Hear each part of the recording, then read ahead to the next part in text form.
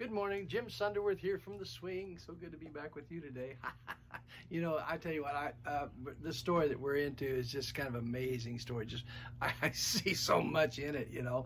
And we're talking about Genesis. We're talking about Abraham, Isaac, and Jacob, and we're talking about Jacob at this point and his journey. Now, remember at Bethel, back at 50 miles outside of his home place, where he had an experience with God. God said He'd be with him, keep him, bring him, and never leave him. He called the place Bethel, the house of God. Now that was his conversion. In fact, up to that time he hadn't done anything much. And there's a lot of people that, like Jacob, that get saved, and it's a long time maturing to the place where God can really use him. So now we're going to start talking about how God began to mature him into a worshiper. You know, it's one thing to get saved, it's another thing to be a worshiper. Now we're going to be heading toward how God brought him to a place where he actually began to have that moment-by-moment relationship and fellowship and dependence upon God. So that's where we're going in the story, and it's really all of our stories. I mean, we could all tell you. My wife could tell you how God used things in her life to mature her. I can tell you things how God used to mature me. But here we're going to talk about Jacob and what God did to bring things into his life to begin the maturation process, the maturing process in his life. So he said, well, give me Rachel for my wife. I'll work for you 7 years. And so he did. And the last thing we talked about, it just seemed like only a few days. And then Jacob said to Laban, give me my wife, for my days are fulfilled, that I may go into her. And Laban gathered together all the men of the place, and they made a feast. I mean, they began to celebrate. And now it came to pass in the evening that Laban, now look, Laban took Leah, the older daughter, and brought her to Jacob, and he went into her. Ooh. And Laban gave his maid Zilpah to his daughter Leah as a maid. And it came to pass in the morning that, behold, he woke up, and it was not Rachel, it was Leah. Uh-oh.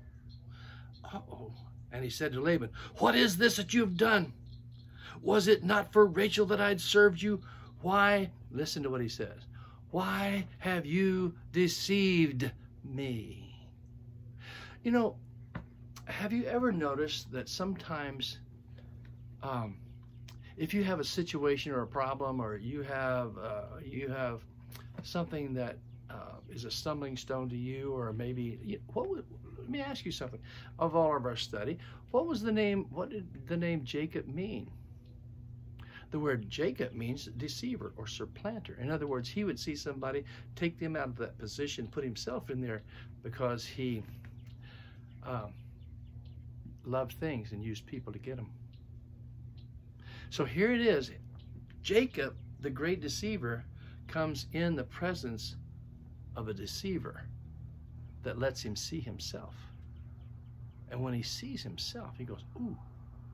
God brings people into your life kind of like you to reveal to you what it feels like to be done to as you would do to them. And then all of a sudden it kicks back. You see, Laban, you thought Jacob was a deceiver. Laban was a deceiver on steroids. I mean, he was one who loved things and always used people to get them. And all of a sudden, Jacob, the amateur compared to this professional, realized that he had been taken. Why have you deceived me? And now God uses that person to reveal to you your weaknesses and how much you need to see that you need to change in this area, because if you're doing that, God can't use stuff like that in your life. And so he brought Laban into his life, and he realized now he was up against something that he had been for a long, long time.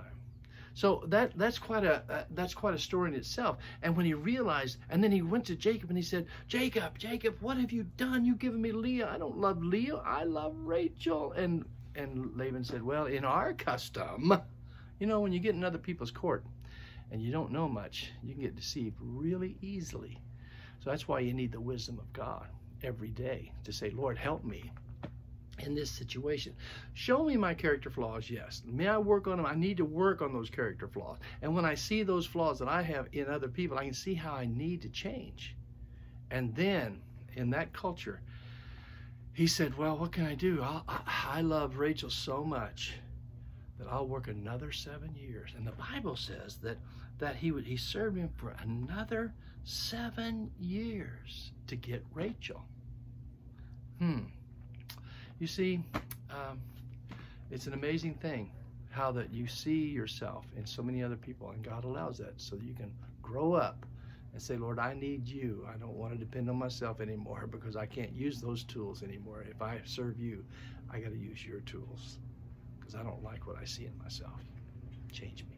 Okay, it's over. 5 minutes is gone. Can you believe it? We'll keep on going. I hope you like it. I like it. I'm enjoying being able to learn and see this stuff, okay?